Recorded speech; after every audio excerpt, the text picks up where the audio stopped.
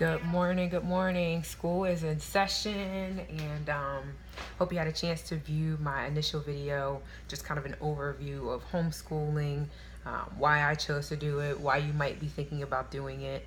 Um, just kind of an overview. Today, I want to focus on curriculum. So very important. One of the first questions you're going to be asked when you start telling people that you're going to homeschool is, what materials are you going to use? What is going to be your foundation? What is going to be your curriculum? Oh, and real quick, let me just show you guys kind of walking backwards here. This is like my this is like my school setup. I got all kinds of different things, and I'll go into depth. This is one of our workstations. All kinds of stuff going on there. An art project that we created last week. Beautiful leaves we did on the first day of fall. And then, of course, Nature's here. She is hard at work completing a math project using the Kroger news ad. So hi. I just wanted to kind of show you guys that. And then, so in terms of curriculum, a couple things to think about. First is, what are your homeschooling priorities? So again, I talked about it last time. There's a reason why. When people homeschool, there's a definite reason why they're doing it. It could be a matter of religion and spirituality. It could be a matter of really wanting to present some historical accuracy, kind of understand the relationship between the past and the future. It could be a matter of science perspective, which could go back to religion and spirituality. So what I'm going to say is, the first thing you need to do is go ahead and identify the state regulations, right? Identify the standards of learning with respect to your state and the grades or the grade that your child is in, right?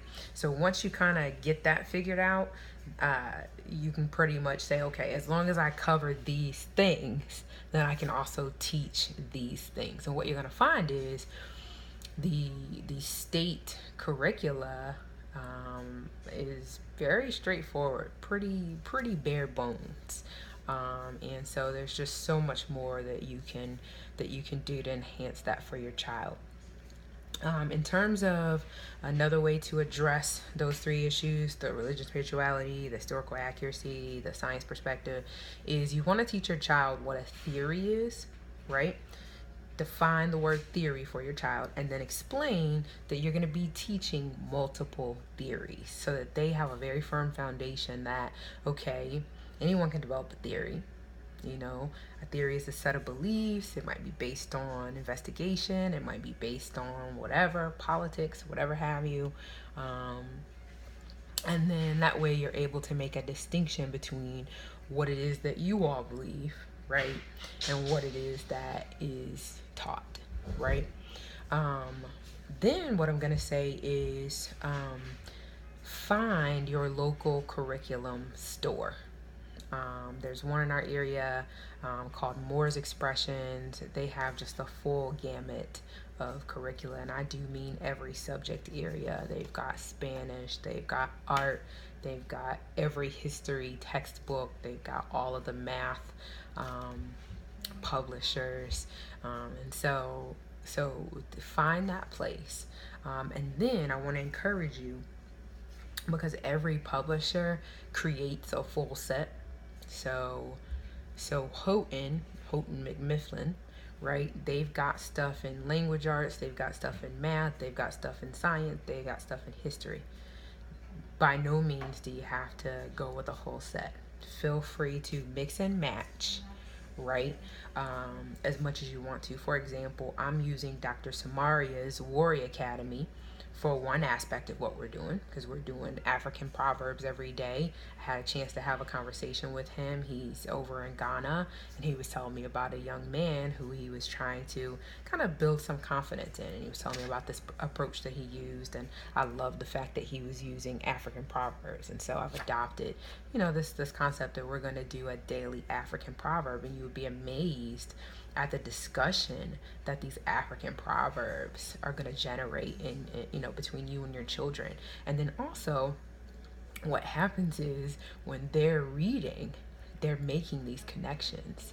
So their integrity is developing, their character is developing, and then they're seeing the consequences of either good or bad decisions being played out in the novels and things that they're reading. And so that's just a phenomenal opportunity to develop that capacity in them, right?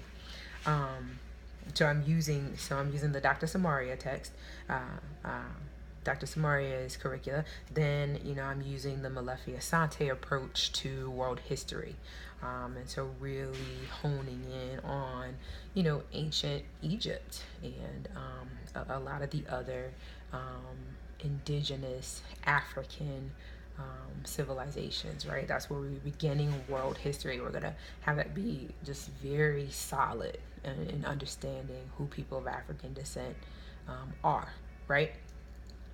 And then we will begin to teach, after we've encompassed all of the world piece, we'll begin to teach, the U.S. history. We'll begin to teach some of those other elements, right?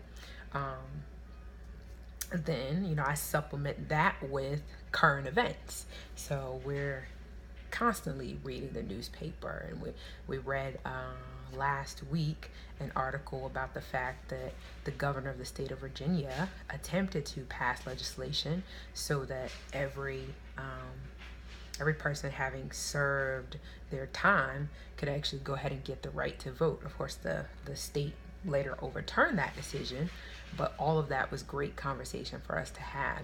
What does it mean to be on probation? What does it mean to experience disenfranchisement? And these are terms that we became familiar with. So the current events plus the history. Your child is not too young to understand current events. They're not too young to understand world history. My daughter's 8. And I think it's very important that she be versed because she's developing a mind and a heart in the context of all of these experiences, right? Past, present, future. So then I want to say, in terms of science. So a lot of the times our understanding of science is informed by our understanding of God, right? And so, by all means, science is fun, right? And so, again, explain what a theory is, go from there. There are several textbooks that you can use, several books you can find at the library, quite frankly, books you can purchase on Amazon that are kid-friendly experiments, and they're real experiments, like what happens to an egg when you let it sit in vinegar for a couple of days, and that will just fascinate your kid. Or how do trees experience osmosis, and you're using a potato? Or how can you simulate a water pump using straws? Or how can you preserve leaves, right? And then begin to create your own booklet that kind of shows all the different classes, all the different varieties of plants, right? There's a ton that you can do there, but having a book of kids' experiments is a great start, because then you can teach science vocabulary, right? While you're also teaching processes, you can also explore the scientific method, right? So we'll get into that a little bit later. And then what I want to say is the core, right? The core of all this really is your approach to teaching grammar and writing and reading, right? And you should be encouraging reading across the curriculum. My daughter's doing an assignment right now. It's a math assignment, but she's having to read and to write as a part of it, right? So reading is something that happens in every subject area. But so your grammar, writing, reading approach and your math approach are what are going to be foundational. Give me just 1 second. Let me finish this. I'm 2 seconds away from being done, and I'll be right over. Just go on to the next one, okay? I'll be right there. Because your state, the testing requirements for your state are only going to test math and English including grammar, spelling, right? So you want to make sure you have an approach that's really drilling those down. We do 25 new spelling words a week. We incorporate reading comprehension 2, 3, 4 times a week. We're always reading something new. And then we do grammar practice. We use Mad Libs. Mad Libs are a lot of fun. Kids love them, and they're an opportunity to practice those parts of speech. In terms of writing, we begun the 5 paragraph essay as a function of the book report, right? So make sure you're drilling down on those things and you'll be fine, and so I'm gonna keep you apprised of what we've got going here, but I wanted to focus on curriculum for today. Later in the week I'll come back with an overview of what week 4 looked like for us. Be creative, have fun, and join a like-minded homeschooling group. All right, I'm out.